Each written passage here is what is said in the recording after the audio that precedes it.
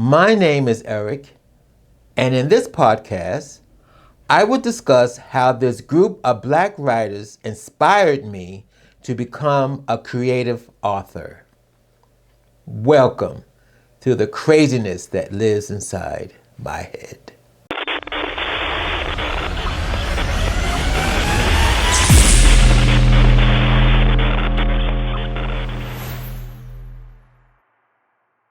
According to the Village Voice 2022, New York City in the 1980s witnessed the establishment of several organizations founded by and for black gay men.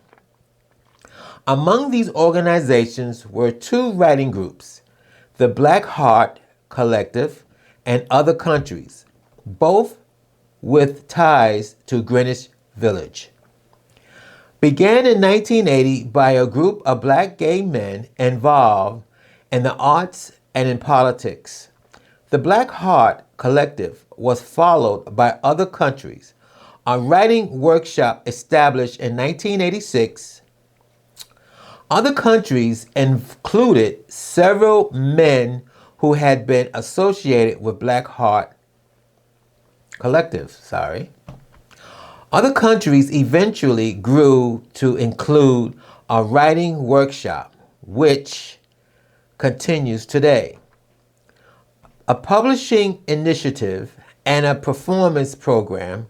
The work created and prepared by the Black Gay Men and Black Heart Collective and Other Countries represented continuing efforts by these men to make their presence known to both the black community and the LGBTQ community, and to leave a record of their ideas and of their lives.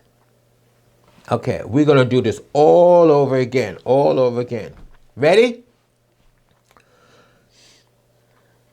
According to Village Voice 2022, New York City in the 1980s witnessed the establishment of several organizations founded by and for black gay men. Among these organizations were two writing groups, the Black Heart Collective and Other Countries, both with ties to Greenwich Village, and began in 1980 by a group of black gay men involved in the arts and in politics.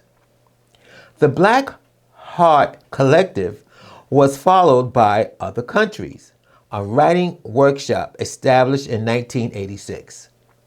Other Countries included several men who had been associated with Black Heart.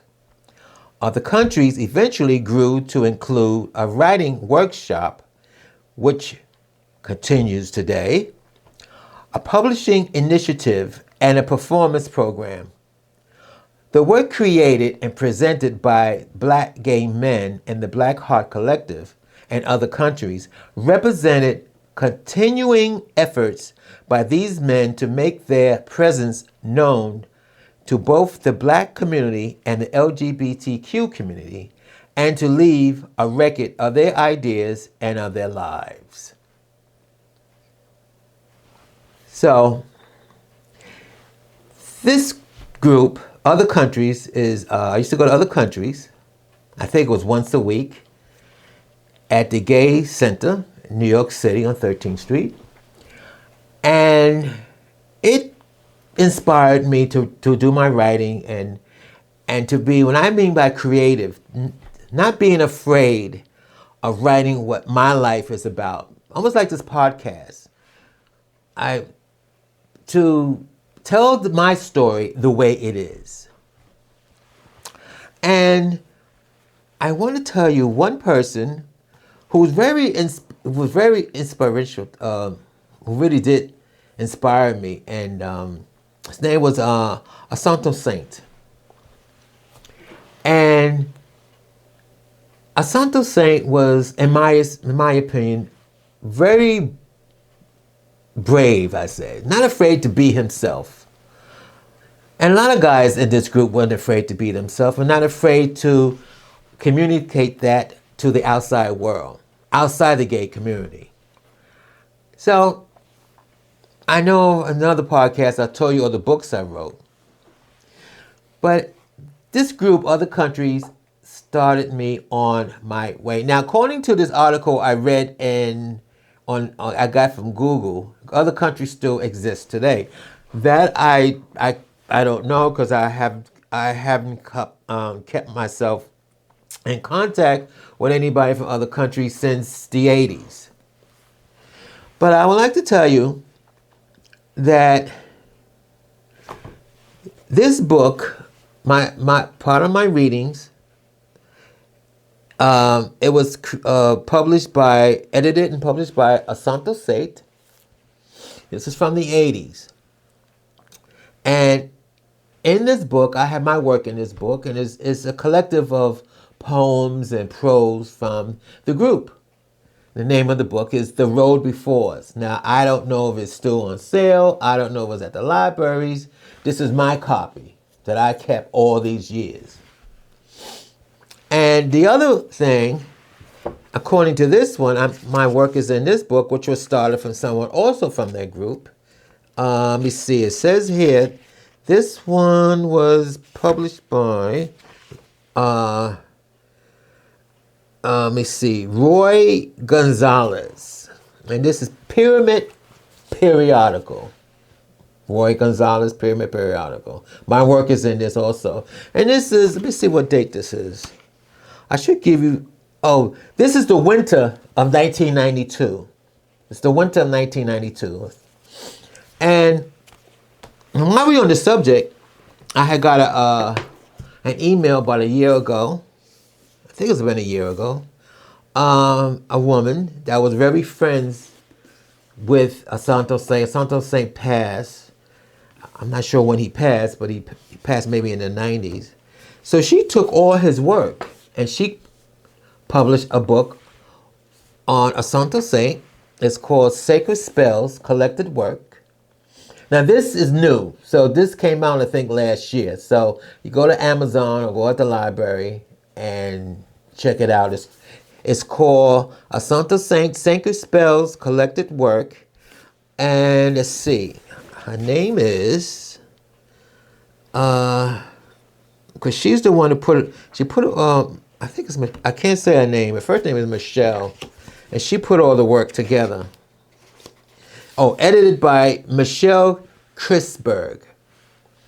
So edited by Michelle Christberg. She put Asante Sate, Sacred Spells, all the works together. This is new. And these other books, only reason I'm bringing these other books because Asante Sate, let me see, this was published in, let's see. This was published in 1991. The Road Before Us. My work is in here. Asante Sate is working in here. A group of black gay men writers are in here. And I was just wondering about whatever happened to the group, and that's when I went to Google and I Googled it to see. According to what I Googled, it's still around. I have not contacted anybody to this day that's in the group. But I just want to bring that out, a shout out to the world that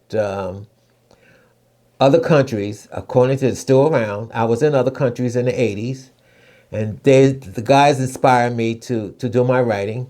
My writing, of course, is quite different than others. But anyway, like I said, Pyramid Periodical, The Road Before Us, which is back in the 1990. Take a look at them if you can. I'll put them in the, I'll put these books in the, what do they call that? At the bottom of this video or in the podcast. So if you want to take a look of other countries and support them or support us, like I said, Google said they're still around.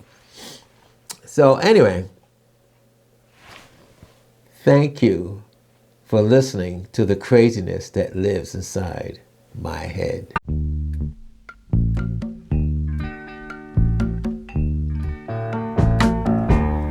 I can see clearly